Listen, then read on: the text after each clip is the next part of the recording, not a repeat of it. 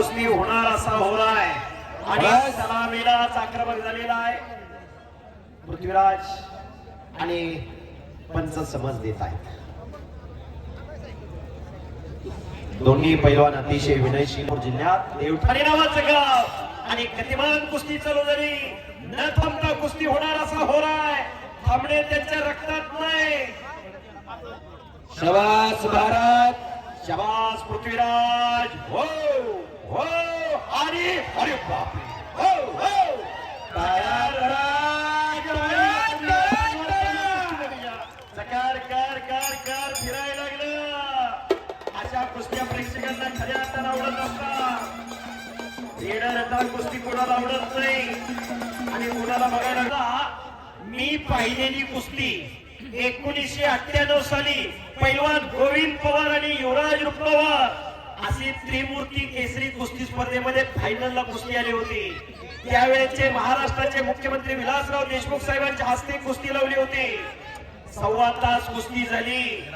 80-85 kilo वजन होतं गोविंद तात्या पवार यांचं. 110 ते 115 किलो वजन होतं युवराज रुपवर पैलवानाचं. एक आग आणि एक वाघ अशी कुस्ती लागली होती. विलासरावजी देशमुख साहेब कुस्ती लावली अकलूजला आणि मुंबईला पोहोचले. तिथून वायरलेस केला विजयशी मोहिते पाटील दादांना. त्रिमूर्तीचा मानकरी कोण होणार? लातूर जिल्ह्याला त्रिमूर्तीचा मान जाणार का सोलापूर जिल्ह्यात राहणार अशी प्रतिष्ठेची कुस्ती होती. 1.25 तासांनी कुस्ती बरोबरीत सोडवली. दिवस निघून जातात, आठवणी मनात राहतात. 1.25 तास कुस्ती झाली. एकही मिनिट न थांबता कुस्ती झाली. असा दैदिप्यमान इतिहास या कुस्तीचा.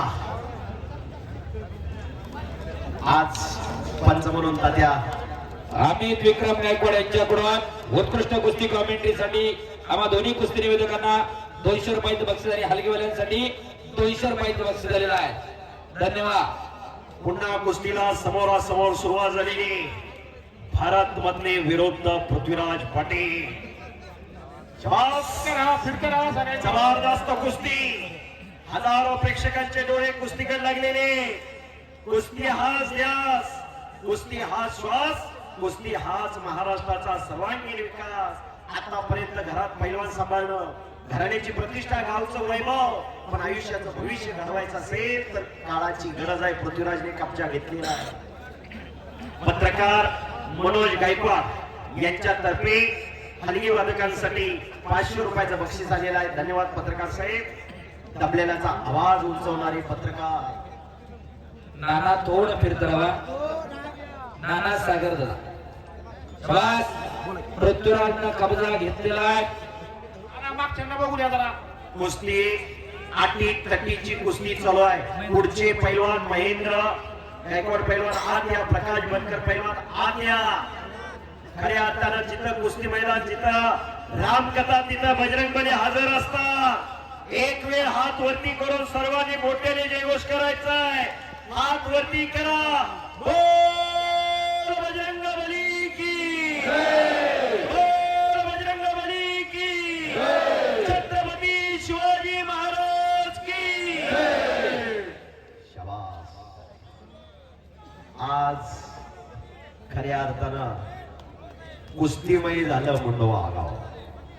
अनेक वर्षांची परंपरा जपणार श्री क्षेत्रपाल काल भैरवनाथ महाराज. या क्षेत्रपाल काल भैरवनाथ महाराजांच्या या पावन भूमीत आज मल्लयुद्ध झळकतंय. पुरुषार्थ आणि मर्दुमकी जपणारा आणि जोपासणारा हा कुस्ती खेळ. याच माध्यमातून येणारी तरुण पिढी सशक्त राहत असते, निरोगी होत असते, निर्व्यसनी होत असते.